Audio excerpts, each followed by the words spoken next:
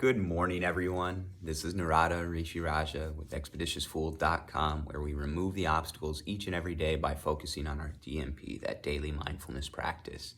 And first and foremost, I'm going to say that I missed each and every one of you. I've been doing a festival for the past 4 days, Earthworks Harvest Gathering.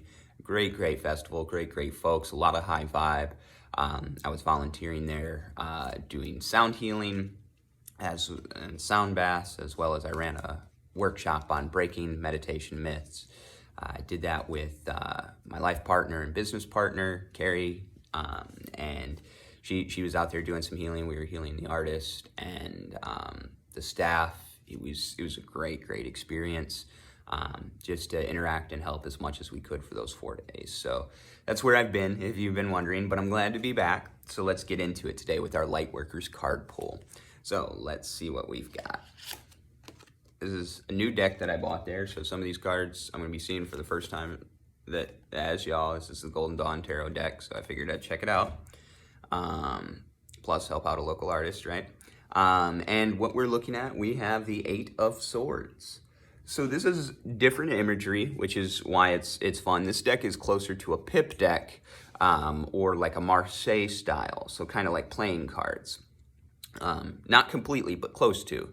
And we see here we have the Eight of Swords. So Eight of Swords, standard on the deck. It has a lady, she's got blindfold, she's got her hands tied behind her back, and she has swords that are all behind her, right? And it's showing self-imposed restrictions, okay? That's the standard meaning for it. This has a little bit more symbolism in it and stuff that's speaking out to me directly. And like y'all know, I read intuitively, so that's what you're gonna get today. Because when I look at this, I see a very powerful image. I see 8 swords stabbing into this red flower, what it looks like. I also see this cross here, which represents the sacrifice that we have to give in order to develop faith. That flower of faith, it represents our faith in general, right?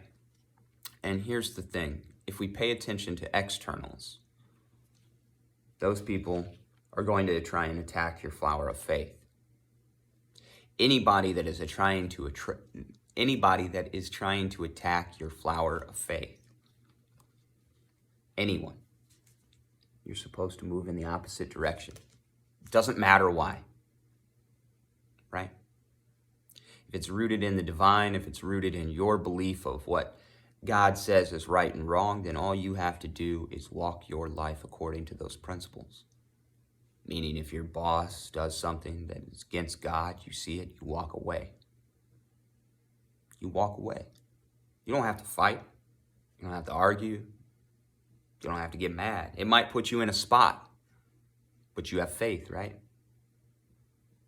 So it doesn't matter about the spot it puts you in. None of these earthly things matter. What matters is walking in the direction of the flower of your faith, not allowing anything to attack that. So yeah, this way might not be for you. And a desire to go this way will cause suffering. If you're suffering, it's because you're still desiring to walk this way. When you start walking towards your faith and not towards that friction, not towards that bad association that's going to pull you away. When you start walking towards the faith instead, over everything, that is when you start to walk in alignment. That is when you start to feel like you have no restrictions. There are no self-imposed restrictions anymore.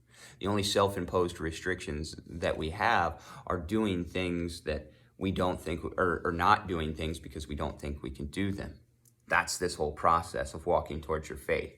Most people don't walk towards their faith because they don't think they can do them. So instead they walk towards these swords which are clearly stabbing them. The flower of faith is the only thing. And we have to nurture it and water it to let it grow. And if somebody keeps trying to cut off the flowers before they fully bloom, we'll never see the fruit of it. So you have to keep walking in the direction of your faith, regardless the opposition that you're facing. Just don't lean into that opposition. Go the other way, the path of least resistance. All right, everybody, that's the advice I have for you today from the cards. I hope that this helps with this energy. A great way to start the week moving forward in your faith. whatever that is for you, whatever that is, it doesn't matter. But it does have to be your whole life as far as to get the most out of this existence. I'm not saying what you have to do. I'm just letting everybody know, and all of my videos, all of them, are literally about how not to walk this way and stab yourself and walk this way to limitless possibility. All right, that's what I have for you. If you want to schedule a session with me, as far as my metaphysicals, I offer tarot and numerology. Outside of that, the biggest bread and butter of what I do, I teach breathwork, meditation, and yoga, and also my healings that I do. I do Tibetan sound healing as well as prana energy healing. If any of these services can be of assistance to you, let me know. I do my healings only locally because I like to be in the presence of the person that I'm healing and working with. But everything else I can teach virtually around the world or do a session virtually around the world. So hit me up if you've been wanting to develop this in your life. This is your chance right now. Hit me up, schedule a session. We'll get you on a serious path and get you started in the direction of faith, just like that card talks about.